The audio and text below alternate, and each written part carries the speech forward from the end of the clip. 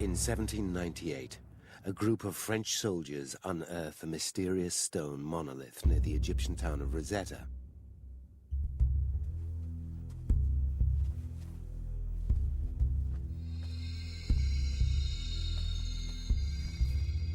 Napoleon Bonaparte's invasion of Egypt is in full swing. With his army come 151 scholars and scientists. Their mission? To claim the cradle of civilization for France. The black basalt tablet is clearly an object of significance. It is 114 centimeters high, 72 centimeters wide, 27 centimeters thick, and weighs 720 kilos. But it is the writing on it that really interests them.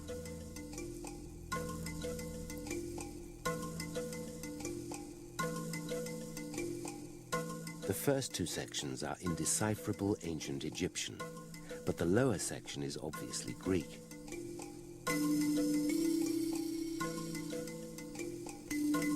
Translating it, they learn the stone tablet is an expression of homage to the ruler of Egypt, Ptolemy. But it is the final sentence that excites them.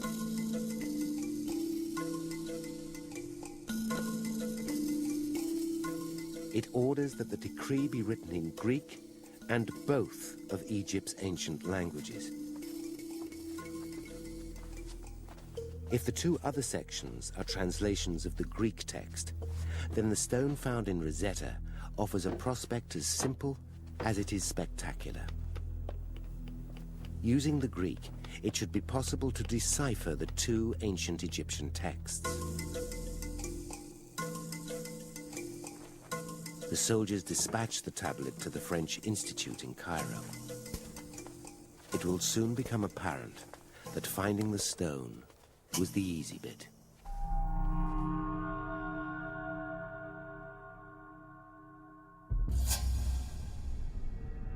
Already hailed as the gem of antiquity, academics eagerly awaited the stone in France.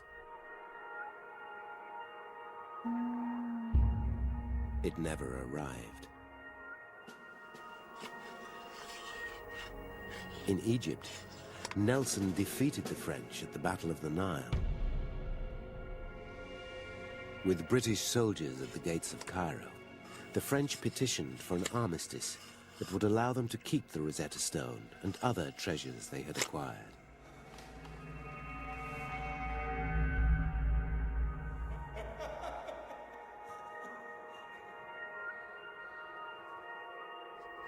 The British commander, Lieutenant General Sir John Healy Hutchison, would have none of it.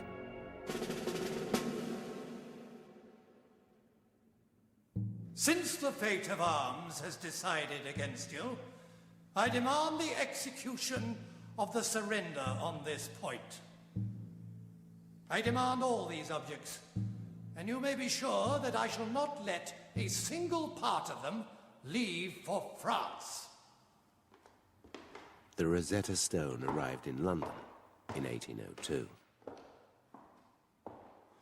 The race to translate it was on.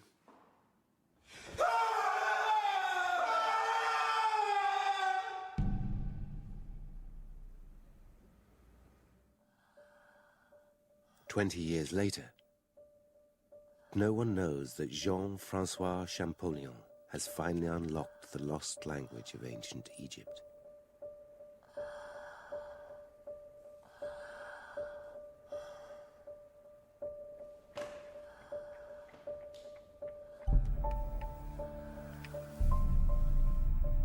Champollion's fascination with hieroglyphics started when he was just 14. At the age of just 18, he was made professor of ancient history in Grenoble. And the following year, in 1810, he had delivered his first paper on the stone. The inscription on the Rosetta Stone presents the Greek name of Ptolemy. It could not be expressed in the hieroglyphic part of this monument if these hieroglyphs did not have the power to produce sounds. Not just a written, but a spoken language, Champollion believed that hieroglyphs could create sounds. It was a radical proposition.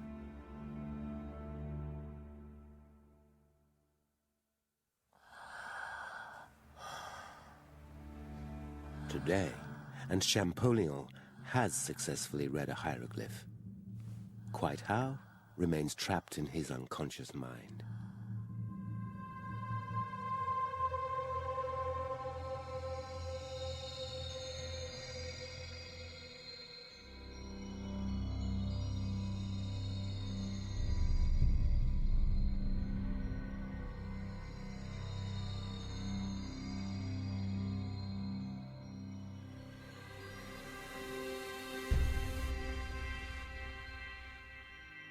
From reading the Greek section of the stone, it was assumed that the lozenge-like cartouche contained the name of Ptolemy.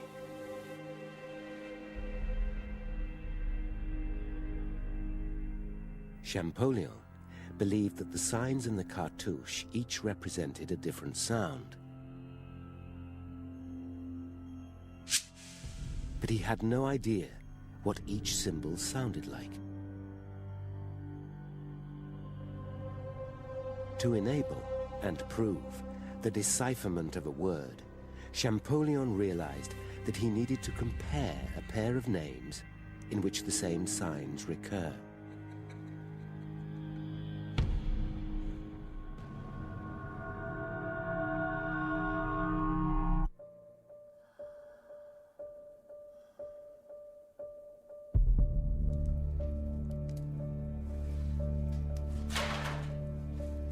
Champollion had arrived in Paris in 1821.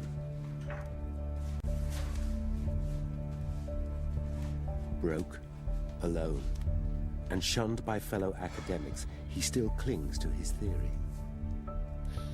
I have analyzed this language so much that I could teach it in a single day.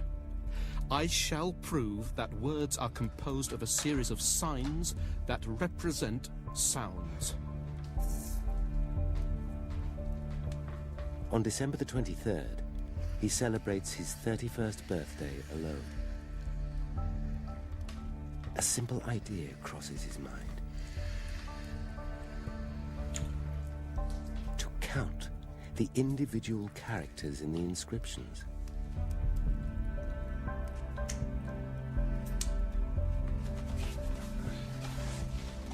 He works out that 486 Greek words correspond to 1,419 hieroglyphs.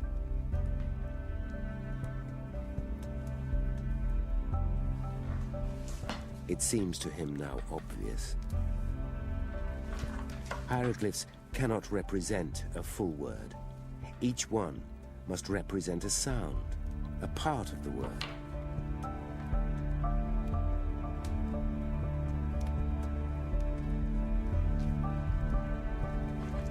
But still he lacked the evidence to prove his theory.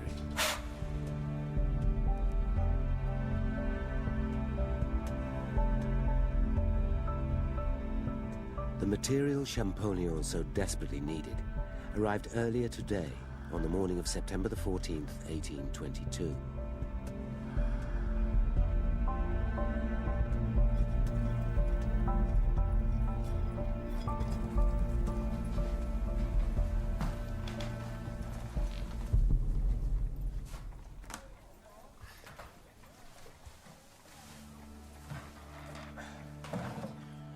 He receives a letter from his friend, Nicholas Huyot.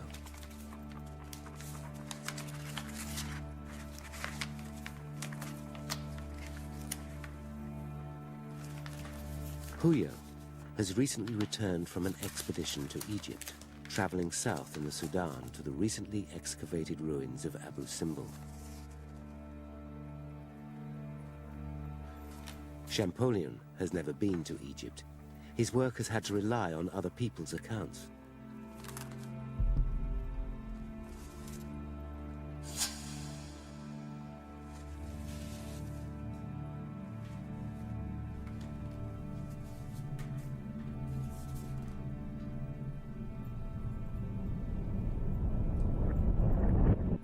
Champollion spots a cartouche amidst the numerous hieroglyphics.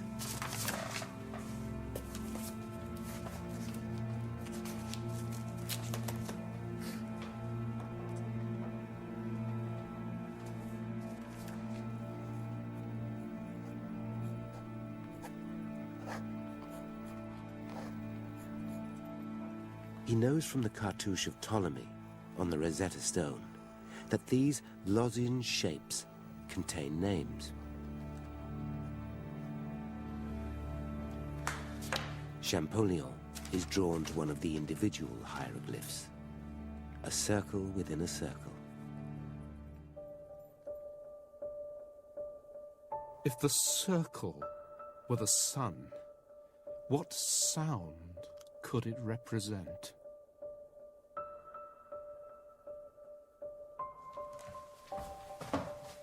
Of all the languages he has studied, Champollion has always believed Coptic, the language of early Christian Egypt, to be closest to ancient Egyptian. In Coptic, the word for the sun is Re.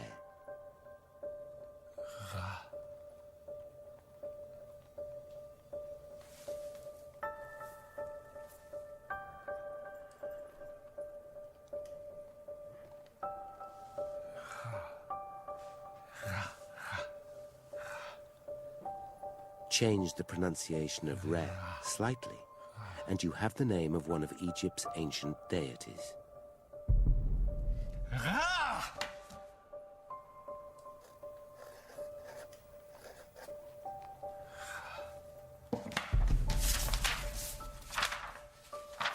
He thinks he has found a symbol that represents the word for Egypt's sun god in a cartouche. He hazards a guess.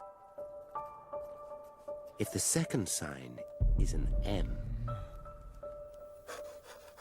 and the last two signs are both S,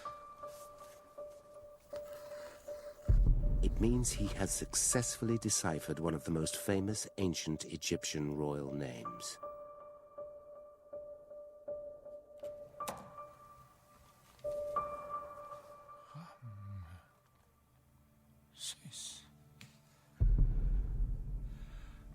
Ramesses! Ramesses! Ramesses. Champollion has not just found the name of an Egyptian pharaoh. He has done something no one else thought possible. He has read a hieroglyph. His mounting excitement is tempered by the dreadful fear that this flash of inspiration may be a fluke. A lucky coincidence to mock his 22 years of fruitless study.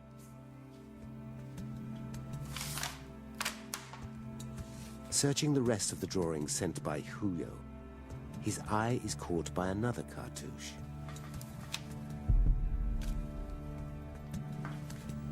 Above the same signs that he has just assumed to be an M and an S is a picture of a bird.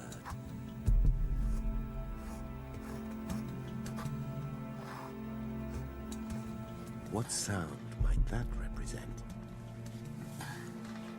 The bird of the Nile is the ibis.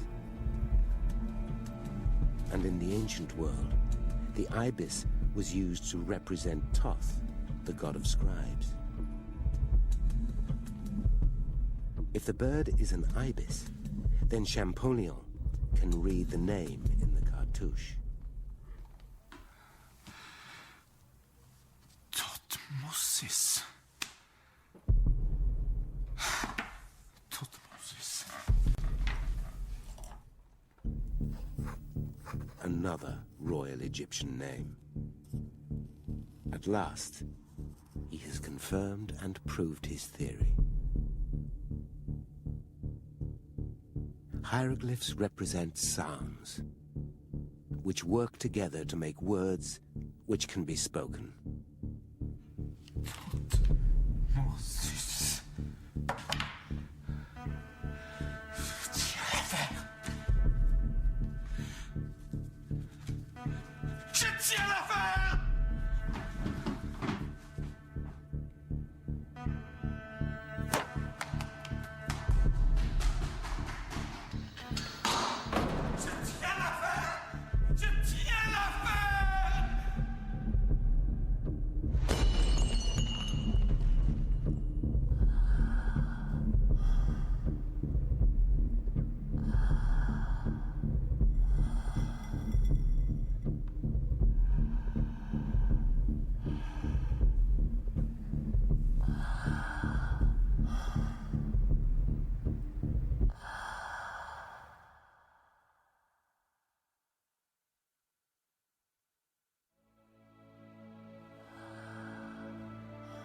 Champollion spends the next 4 days in bed. But by September the 27th, he will have recovered enough to announce his findings to the Institute of France and the rest of the world.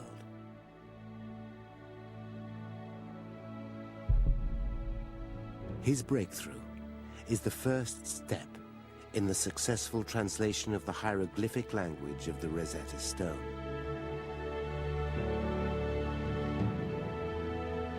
And will provide the foundation for the subsequent exploration and understanding of life in ancient Egypt.